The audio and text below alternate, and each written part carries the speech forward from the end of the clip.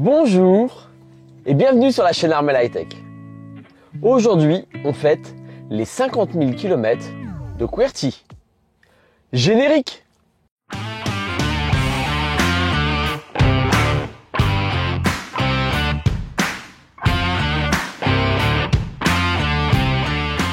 Bonjour et bienvenue sur la chaîne Armel High Tech. Ce soir, une petite vidéo, un peu à l'arrache, en mode entre nous. Il y a quelques semaines, ma Tesla Model 3, QWERTY, a dépassé les 50 000 km. C'est un chiffre un petit peu symbolique. Et pour moi, ça veut dire beaucoup, comme disait la chanson, parce que ces 50 000 km, je les ai réalisés en 10 mois. 10 mois. On est en mars 2022. J'ai réceptionné QWERTY fin mai 2021. Et là, je suis déjà à 50 000 km et je suis même à un peu plus de 55 000 km. Je vais vous mettre la photo en incrustation ici. Et alors c'est pas l'heure du bilan, parce que le bilan je le ferai vraiment au bout d'un an. Mais pour beaucoup de personnes, vous qui vous interrogez, vous qui allez recevoir votre voiture, vous qui vous posez des questions sur la voiture électrique en général ou sur la Tesla Model 3 en particulier, 50 000 km, comment a vieilli la voiture? Donc on est en petit début de soirée, on est un lundi soir, tranquillement. Je me prends le petit café avec vous et on va discuter ensemble sur ce bilan sur QWERTY. Et cette vidéo aussi a une petite connotation particulière pour moi, parce qu'il y a presque le même temps, QWERTY et ma chaîne YouTube ont fêté leurs 5 en même temps. QWERTY a eu ses 50 000 km et ma chaîne YouTube a eu ses 5 000 abonnés quasiment en même temps. Donc déjà, je voulais vous remercier, vous tous, qui me suivez, abonnés ou pas abonnés, d'être là à regarder, à commenter, à mettre des likes, à critiquer. Mais quand je dis critique, une critique n'est pas forcément négative, à amener de la discussion, du débat. Je vous remercie, vous tous, sincèrement, pour suivre ma chaîne. Ça me motive à mettre du contenu et ça me motive, comme je le fais en ce moment, à aller voir des constructeurs, des concessionnaires, les interroger, surtout dans cette période où, en mars 2022, on a une vague d'augmentation chez Tesla, mais aussi chez d'autres constructeurs. On en parle un peu moins. Mais oui, la Model 3 vient de faire un back to the past, entre guillemets, un retour vers le passé, car moi, quand j'ai acheté ma Tesla Model 3 en 2021, en janvier 2021, la Tesla Model 3 avait subi une forte diminution de tarifs, en dessous des 45 000 € qui rendaient éligible la Model 3, notamment SR+, à la prime à l'époque de 7 000 €. Et là, il y a 15 jours, 3 semaines, Tesla a fait ce chemin inverse et a réaugmenté en 2-3 vagues successives le tarif de la Model 3.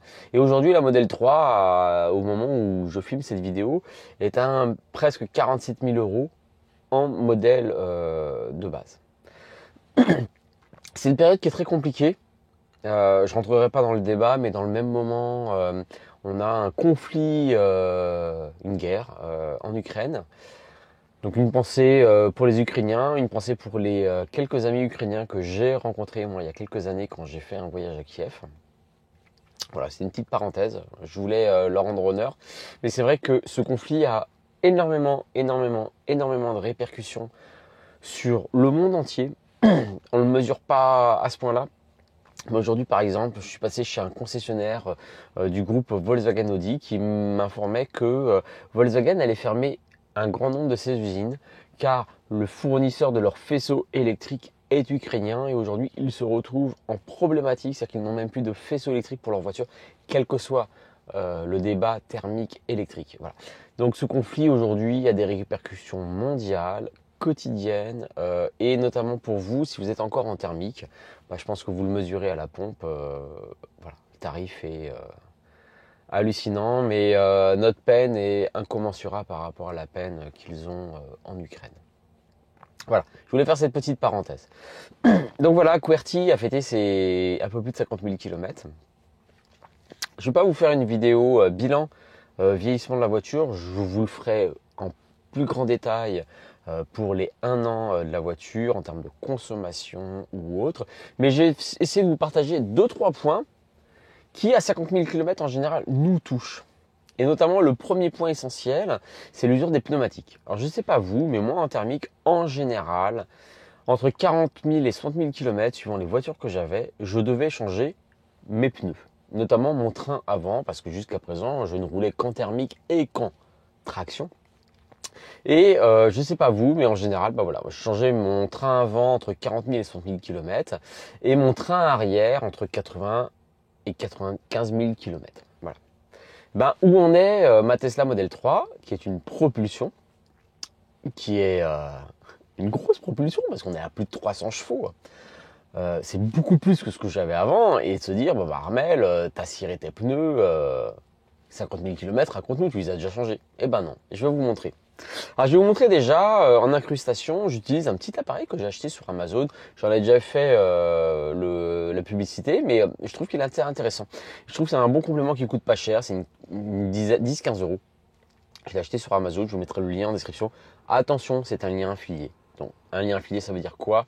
Si vous utilisez ce lien et que vous commandez sur Amazon dans les 24 heures, quel que soit l'article que vous allez acheter, vous allez reverser de l'argent à moi, à ma chaîne. Donc, je préfère vous prévenir, voilà, si vous utilisez ce lien, faites attention. Vous pouvez me rapporter un petit peu d'argent. Voilà. Cet appareil, il est très simple et très pratique. En fait, le témoin d'usure de nos pneumatiques est à 16 mm. C'est-à-dire qu'en dessous de 16 mm d'épaisseur de rainure de nos pneus, il est temps de les changer. Alors, sur tous les pneus, on a un petit témoin d'usure, on a un petit bourrelet. Vous regarderez dans les rainures, vous le sentirez. Et quand on arrive à ce bourrelet, c'est qu'on fait, on a atteint ces 16 mm.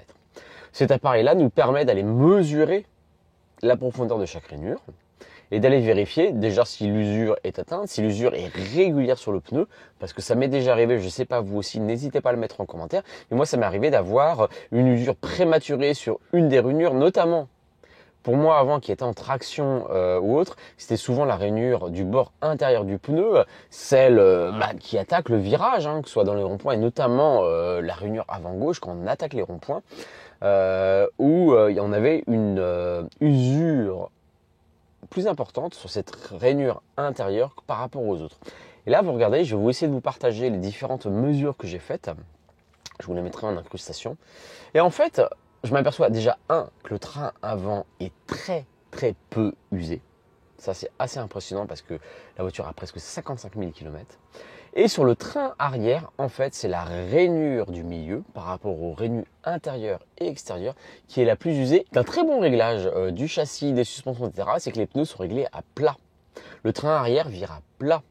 Mais comme voilà, on a les flancs des pneus qui sont un petit peu plus rigides que le milieu du pneu, et ben, je pose mon café, à plat, et ben voilà, c'est la partie médiane qui va s'user un petit peu plus. Et c'est ce que je mesure sur mes deux pneus arrière, c'est que la rainure du milieu est plus usée que les rainures médianes. Voilà.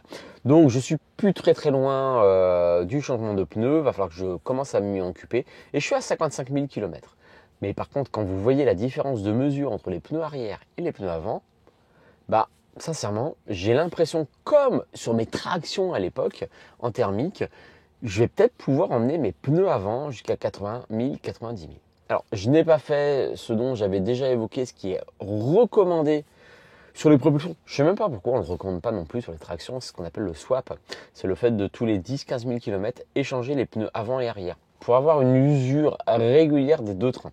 Je ne l'ai pas fait parce que je voulais mesurer, parce que j'ai cette habitude sur mes anciennes voitures, etc. Et je voulais voir, entre guillemets, ce que ça allait faire. Donc, je n'ai pas fait de swap. Et je ne sais pas pourquoi on dit qu'il faut faire le swap sur les propulsions alors qu'il ne faudrait pas le faire sur les tractions. Si vous avez une raison scientifique et technique, n'hésitez pas à me le mettre en commentaire, les amis. Voilà. Sinon, au niveau de la vieillissement de la voiture, clairement, alors sur l'extérieur, j'ai déjà fait une décontamination, j'ai fait une petite vidéo là-dessus sur comment nettoyer, comment faire briller ma Tesla, etc. Et notamment une décontamination au niveau de la voiture. Un kilométrage habituel d'une voiture, c'est 15 000, 25 000 km par an.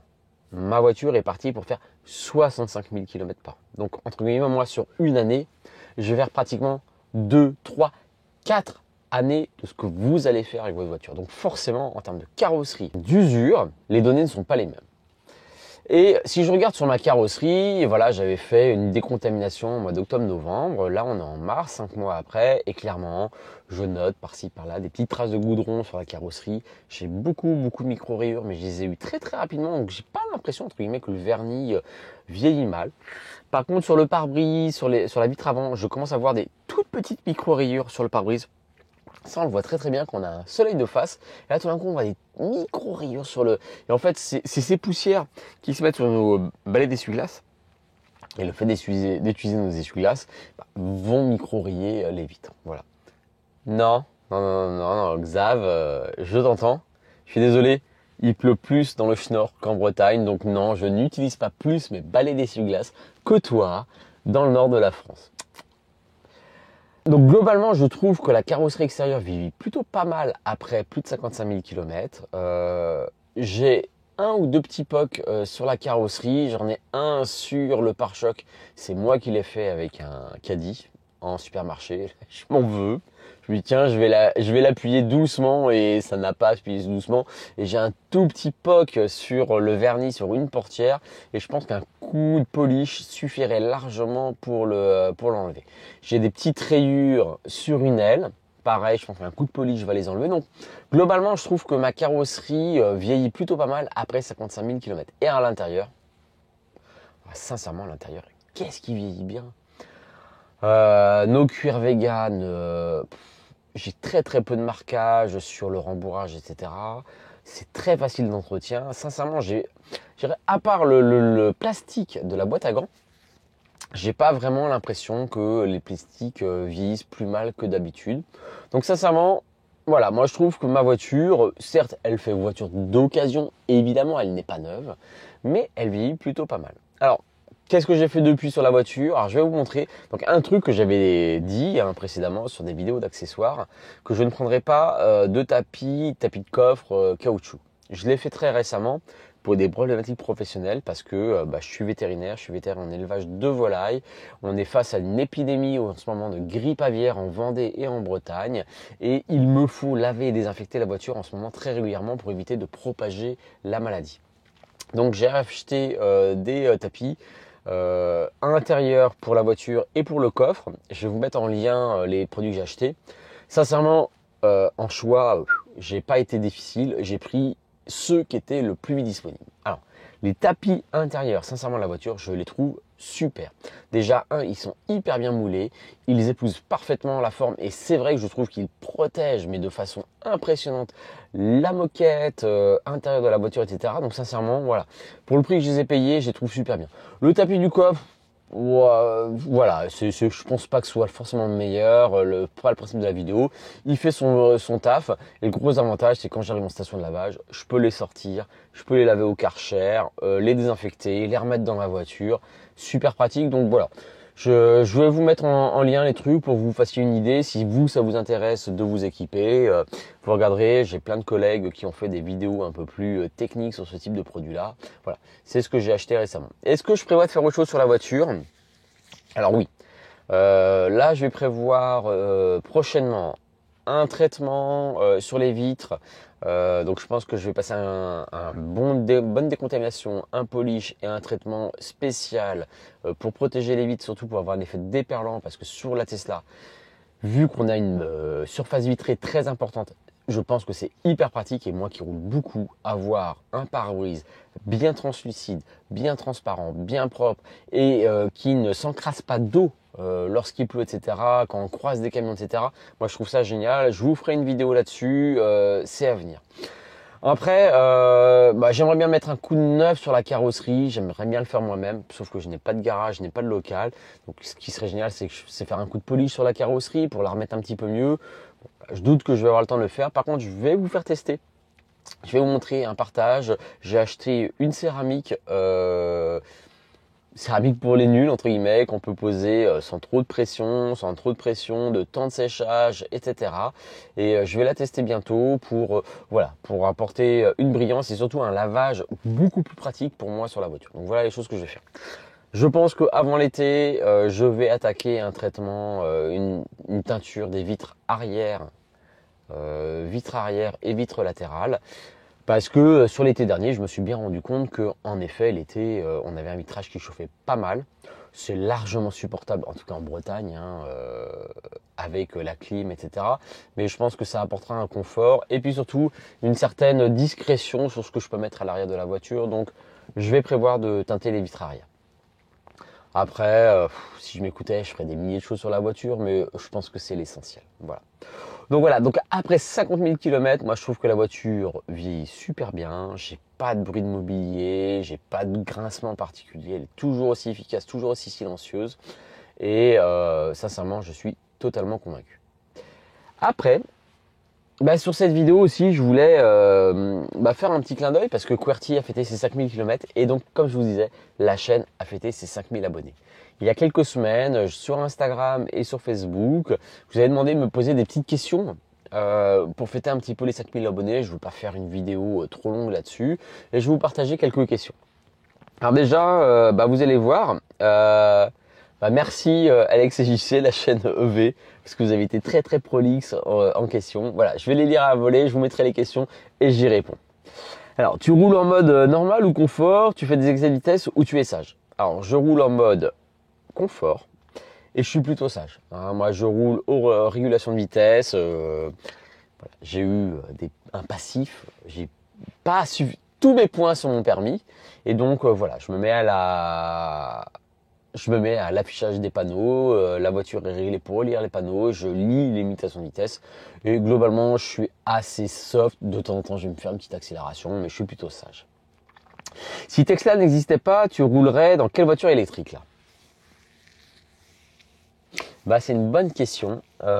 Il était prévu que je roule en Kia e-Niro avant que Tesla ne baisse ses tarifs en janvier 2021. Donc je te répondrai en Kia e-Niro. Quelle marque de jambon me conseilles-tu pour mon sandwich de ce midi? La marque on s'en fout, mais tant que le cochon il vient de Bretagne. Les 3 plus gros défauts de ta Tesla et les 3 plus grandes qualités. Alors, les 3 plus gros défauts de ma Tesla. L'autopilote, la lecture des panneaux, les alertes sonores. Les 3 plus grandes qualités, l'autopilote, le confort de conduite et l'efficience en termes de consommation électrique. Tu fais partie des youtubeurs les plus beaux gosses après le show de la chaîne EV. Quel est ton secret? Alex, ah non, tu parles de toi, j'y sais. Mon plus gros secret, essayer de rester naturel. Essayer d'être juste moi, Armel. Et puis, ça plaît ou ça plaît pas. A priori, ça plaît plutôt. Bravo, bravissimo. Merci. Vous êtes nombreux à me le dire. C'est super touchant. En tout cas, ça motive. Quel est ton métier? Donc je l'ai déjà évoqué dans des vidéos, j'en parlais un petit peu plus. Je suis vétérinaire et je suis un vétérinaire un peu pas comme les autres. Je suis pas vétérinaire spécialisé dans un niveau de compagnie, etc. Je suis vétérinaire spécialisé en conseil, en expertise, en élevage avicole. Je suis spécialisé en élevage de poulets, de dindes, de canards, de poules pondeuses, de poules reproductrices, de pintades et c'est mon quotidien. Quelles sont les vraies améliorations prévues sur la version 2022? Donc, je pense que tu parles de la Tesla Model 3. Moi, s'il y a une amélioration que je retiendrai sur la 2022, en dehors de l'augmentation d'autonomie de la voiture, c'est le processeur Ryzen, parce que moi qui vis beaucoup dans ma voiture, qui utilise beaucoup les fonctionnalités, avoir un multimédia encore plus réactif que celui que j'ai, notamment sur le multimédia quand je suis en temps de pause, YouTube, Twitch, Netflix et compagnie, et avoir un écran encore plus réactif de ce que j'ai vu, notamment de ce que Charles, Tesla Geek, nous partageait sur le Ryzen. Franchement, si vraiment je voulais une amélioration sur ma voiture, c'est le Ryzen. La meilleure solution de recharge à domicile, prix-efficacité. Alors ça, c'est la question piège, c'est la question où je réponds à tout le monde, ça dépend. Ça dépend de vos usages, ça dépend de votre batterie, ça dépend de votre batterie, de vos usages. Si vous faites 40-50 km par jour, mais sincèrement, une prise domestique, faites une prise protégée de type Green Up, etc. 2-3 kWh, c'est largement suffisant pour la très très grande majorité d'entre vous. Après, si vous êtes avec une batterie, une voiture qui a une batterie de 100 kW, vous faites 200-300 km par jour, Là, une borne à domicile de type 7,5 kg peut être pratique. Moi, j'ai pris une borne à domicile parce que je fais entre 200 et 400 km par jour. Je peux revenir le soir tard à 11h minuit à 10-15% de batterie et repartir à 6-7 heures du matin et j'ai besoin d'être à 100%. Donc pour moi, la borne est suffisante, mais je pense que pour la grande majorité d'entre vous, juste une prise protégée prévue pour est largement suffisante. Comment convaincre sa moitié d'acheter une Tesla? Bah, lui faire essayer. Laissez-la conduire la Tesla, laissez-la vérifier. Sincèrement, après, elle aime ou elle aime pas. Après, c'est vous qui la conduisez ou elle qui la conduit. Mais si je prends par exemple Tesla Evelyn, je pense que madame est totalement convaincue de sa Tesla Model 3. Explication sur les choses à faire après une commande du Tesla formalité. Alors après une commande d'une Tesla, le conseil, c'est que ça peut être très très rapide. On peut vous dire que votre livraison au mois de mai et fin mi-mars, on vous appelle, dans 2 jours, elle est là. Donc, votre moyen de financement, que ce soit comptant ou par un crédit, c'est la première chose que vous devez valider très rapidement. Il faut que votre financement soit prêt parce qu'on peut vous appeler n'importe quand pour vous dire que la voiture est là.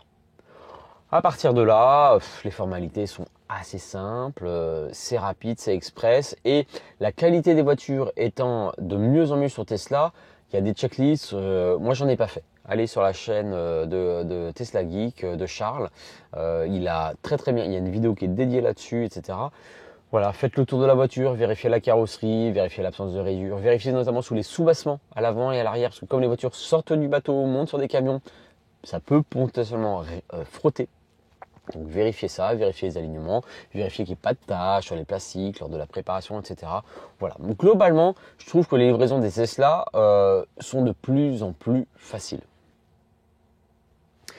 Tu es plutôt Cybertruck ou ID Buzz? Clairement, ID Buzz. Voilà. Nous, on est une famille de 6 personnes, famille recomposée.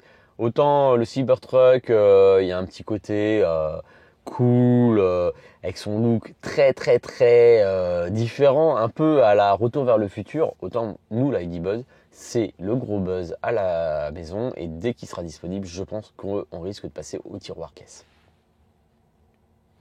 La voiture de collection ultime à rétrofiter pour rouler au quotidien. Ah, c'est une bonne question. Ben, moi, je vais te répondre par passion. Ma voiture de rêve depuis que je suis tout petit, c'est la Ford Mustang Fastback 69, celle de Bullitt. Donc, si j'avais une voiture à rétrofiter, ce serait celle-là. Toi qui roulais en BMW, que penses-tu de la i4? Je la kiffe et je pense que ça va être une déception. Ceux qui me suivent sur Instagram, vous savez qu'aujourd'hui je suis passé chez BMW. Ma concession vient de recevoir la i4 M50. J'ai trop envie de la tester parce que j'ai eu une série 4 avant. C'est une déception dans le sens où ce n'est juste qu'une électrification de la BMW série 4 actuelle thermique. Donc je trouve que c'est décevant. Après, c'est une voiture qui est superbe. J'adore son look.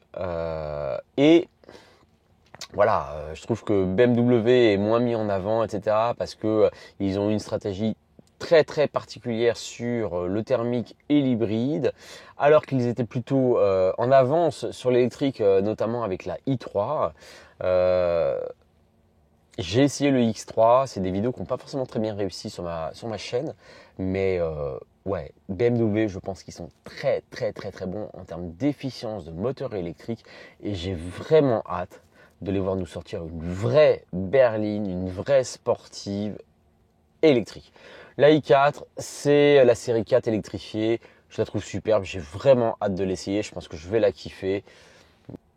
Mes questions sur ta chaîne YouTube. Bah, vas-y, pose-moi tes questions. Bah, ma chaîne YouTube, que dire? Je suis tech, vous le savez, c'est un peu le nom qui est dans ma chaîne. C'est vrai que tout le côté de monter, filmer, etc., c'est quelque chose qui me passionnait énormément. Et mon choix de passer à la voiture électrique a tellement été influencé par des youtubeurs, Electron Libre, Tesla, Tesla Carfan, enfin voilà, Tesla Rivera, etc. Tous ces youtubeurs m'ont tellement influencé pour passer à la voiture électrique que je me suis dit, bah, j'ai envie de le faire. Si j'étais capable de le faire, j'ai envie de le faire. L'année dernière, il y a 1 an, je me suis cassé la cheville, je me suis retrouvé pendant 1 mois et demi bloqué à la maison. Je me suis dit, bah, Armel, vas-y, lance-toi, t'as du temps à perdre et je ne regrette pas. Alors, sur un trajet pour aller au ski, Bretagne-Pyrénées, combien de temps en plus pour un EV? J'ai sorti une vidéo très récemment, une bonne heure. Faut compter sur 600-700 bornes, une bonne heure en plus pour une voiture électrique. Hockey sur glace ou curling? Hockey sur glace. Plutôt un avis sur tout ou surtout un avis? Ah, moi j'ai un avis sur tout, hein. Je suis hyper bavard. Elle te fait pas envie ma LR? Bah écoute Charles, ouais, si, pas tellement pour l'autonomie, mais je pense que pour la puissance, le punch, les 4 roues motrices, etc. Ouais, clairement ta LR et le son premium avec le caisson de basse et tout, pour ça ta LR me fait envie, pas tellement en fait pour l'autonomie. Pas que des agressions de la route sur ta carrosserie. En fait, très peu je trouve. Les quelques impacts c'est plutôt sur une portière et sur le pare-choc arrière et très peu en fait sur l'avant. Par contre, j'ai des vraies traces sur le vernis à l'avant, de fientes, de moustiques, etc. Parce qu'en fait, ça attaque beaucoup le vernis. Et au début, j'ai tardé à nettoyer ça rapidement. Et en fait, j'ai des petites traces sur le vernis, et pas tellement d'impact de peinture. Alors, Lucky, est-ce le bon moment pour acheter une voiture électrique ou faut-il attendre? Eh ben, ça doit faire un mois que j'ai posté ces photos et voilà, il y a le conflit en Ukraine, l'essence s'envole, le prix des voitures électriques s'envole, donc je dirais, il n'y a pas de bon moment. Achetez dès que vous pouvez et que vous avez envie. Attendre ne sert à rien, on ne sait pas trop comment on va être demain. Pour un thermiste, ça va être trop tard d'avoir acheté. Pour un voiture électrique, ça va être presque trop tard aussi d'acheter. Voilà, c'est super compliqué en ce moment de vous dire quand acheter. Dès que vous pouvez, faites-le. Quand arrivent les nouvelles batteries CSR, il y a un gain important d'autonomie. Ça, c'est une très bonne question. Je pense que les contextes géopolitiques, les problématiques liées au Covid font qu'il y a beaucoup de retard. Je pense que la 4680, notamment sur Tesla, va apporter énormément. Quand est-ce qu'elle va arriver? 2023, on espère. Peut-être que 2024. Mais ouais, voilà, je pense que si Elon dit que ça nous apporte 20-30% d'autonomie, elles seront là. Décrit l'accélération d'une Model 3 SR+.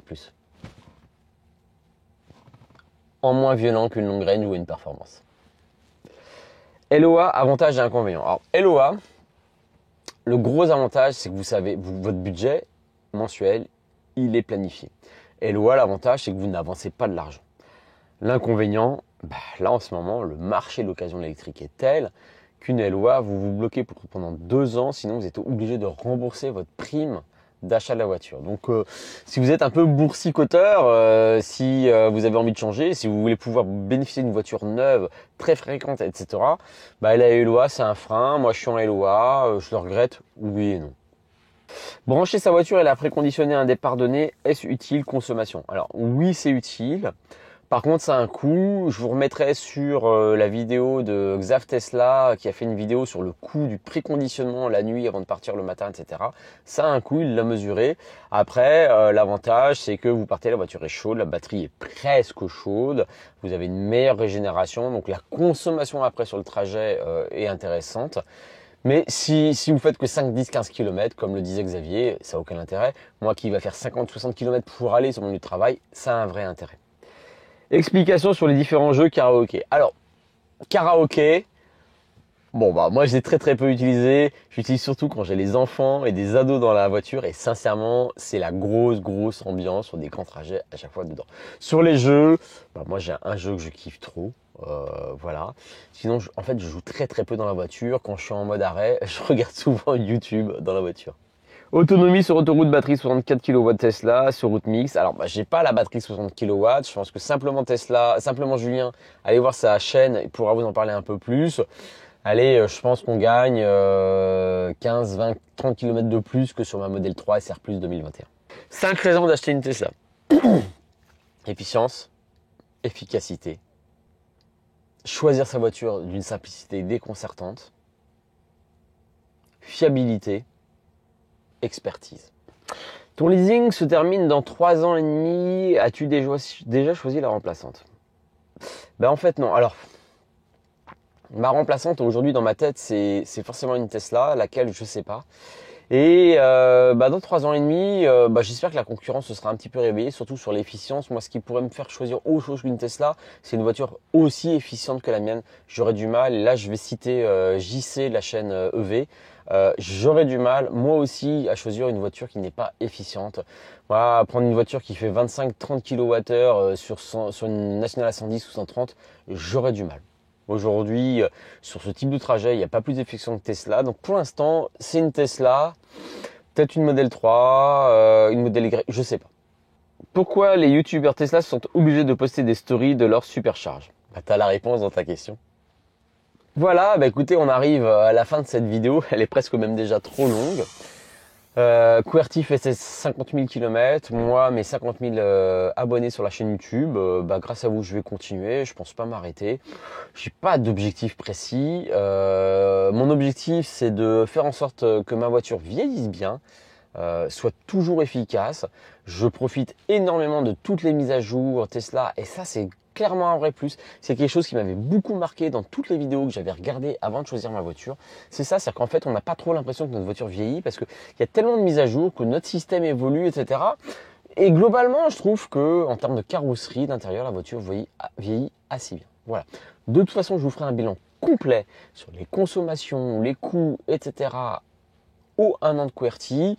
Là, ce qui m'arrive très prochainement, c'est le changement des pneus. J'essaierai de vous partager cette expérience-là avec vous. N'hésitez pas à mettre vos messages en commentaire. Merci et à bientôt sur la chaîne Armel High Tech.